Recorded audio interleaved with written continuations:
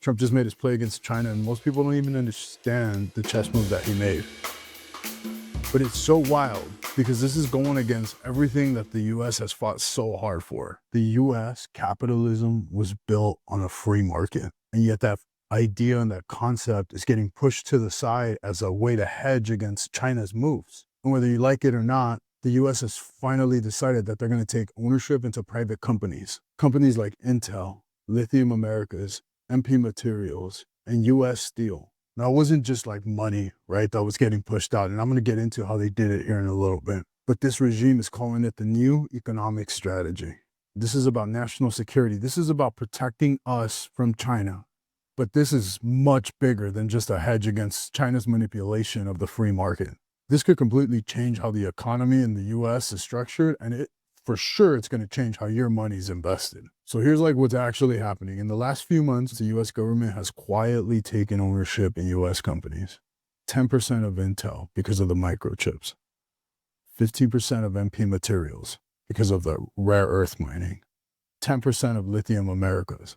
But the golden share, the biggest piece, is US Steel. This is going to give the US power over major corporations. These are strategic moves. They've positioned themselves with ownership into companies that are the backbone of America. They're the backbone of technology, they're the backbone of energy, and they're the backbone of manufacturing.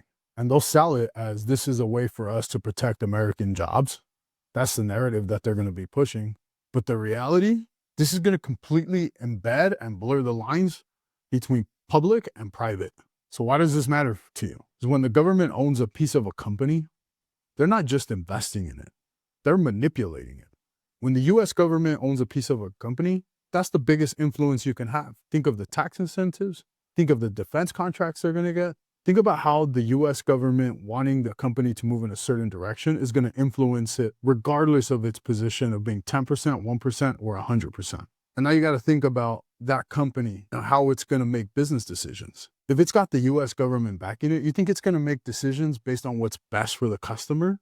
No, it's going to do what's best for the current regime. It's going to make decisions based on political power and political influence. What's crazy is like China does this. They're the biggest owners of private companies. China is state-run capitalism. Basically, the state owns everything, and there's a concept, there's an idea that private citizens have some ownership. And so now, in light of national security, the US is doing the same thing. It's a completely different shift into how the markets function, and it's going to change the winners of this current marketplace. Now, I know what you're thinking, like, damn, did my tax dollars just go into buying the US positions in Intel and US Steel, etc.? But they didn't do it like that. They didn't go into a brokerage account and just go buy ownership shares. No, they did it the way a government's going to do it.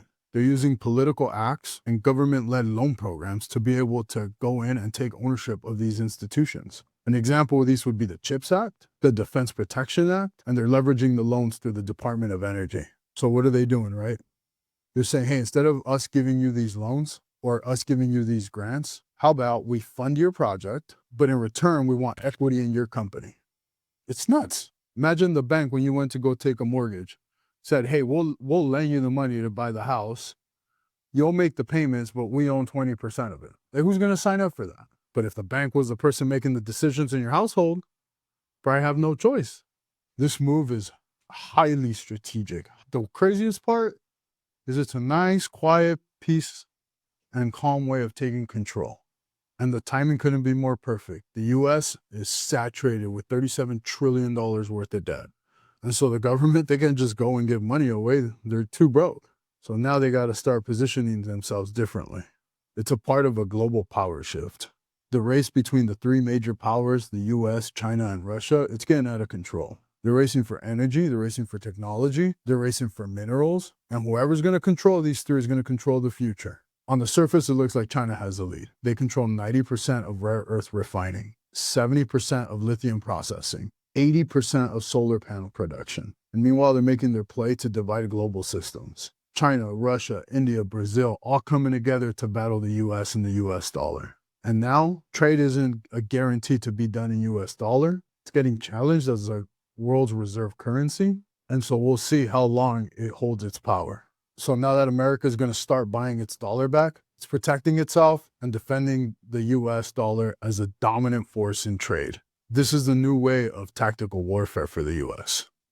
It's not just about guns and ammo. It's about financial systems and economic welfare. So what are the risks, right? When the government takes control of a company, the incentives within the company change. It's going to slow down innovation. It's going to cap the companies from being able to take massive risk, and R&D is going to completely shift. Why is that? Because the companies are going to be focused on political issues. They're going to be focused on funding whatever regime is in power and whoever's taking the biggest interest in their company. It's no different than what politicians do with lobbyists right now. But now it's not lobbyists at the front door of the politician's office. It's the politician at the front door of the company CEO. Companies are now going to be focused on generating money for the political system rather than its customer on the outside. And so before you know it, all the creativity that a company has, it just gets replaced and overrun by compliance. It's never a good idea to have government entities mixed with the private sector. It's what communism and socialism is. And at the end of the day, it's not the government's money to be spending. It's our money. It's your money. It's taxpayer money. And so the government gets to go and make a bet with our money on whether these companies are going to win or lose. And if they lose, who loses? You and I, the taxpayer. It's hard to balance innovation and control. You can't innovate in a controlled system. You need to innovate in a free market. The gains are great and the losses are hedged against the opportunity. And it makes it real difficult when the government gets to pick who's the winner and the losers. It changes the way people invest, and it changes the way people like you and I look at our stock portfolios. Once the government takes positions in tech and energy, it's only a matter of time before they start embedding themselves in AI integration, in data ownership. And then the next part is they start taking over the digital currencies. They haven't figured out a way to control it yet, but that's coming. So again, what does this mean for you? It's not just about the corporations losing power against the government. When the government starts to redirect money into big business on the basis of national security, guess what? Those dollars are taken away from small businesses. They're taken away from the middle class. They're taken away from the entrepreneurs. They're taken away from the backbone of the American people. And so what starts to happen is less money gets put into the people's hands and into the corporations' hands. And then you'll see housing start to struggle. You'll see credit requirements start to tighten. And then the cost of borrowing money from the government starts to skyrocket because the money is better invested where? In the major corporations where they're making a bigger return. And then eventually, mortgages see it, auto loans see it, credit cards see it. Everybody starts to feel it. And you end up in a position where there's only a few dollars out in the economy and we're all fighting for it. So you have to understand how money works and how to position yourself so that you're the beneficiary of these new government investments rather than left standing on the sideline waiting for the last $50 to hit your account. And so while you're probably a little upset because you're like, how are they going to take tax dollars from the American people and put it into companies? At the end of the day, they have to do something to fight against China because China's kicking the US ass because they're not subject to the same regulations and the same red tape. So they're able to run faster right now. So we have to position ourselves as citizens of this great country and position ourselves in neutral stance to see what the results are so that you can position yourself properly. The government is clear. It's investing in its future. It's investing in major corporations, and it's investing in keeping a hedge against China. So we have to do the same. And so you can start by subscribing to my channel, commenting any questions below, and make sure you like this video so we can keep this ball rolling and hit our first 1,000 subscribers. Thank you so much for listening. And if you have any questions, feel free to post them in the comments so our team can get back to you.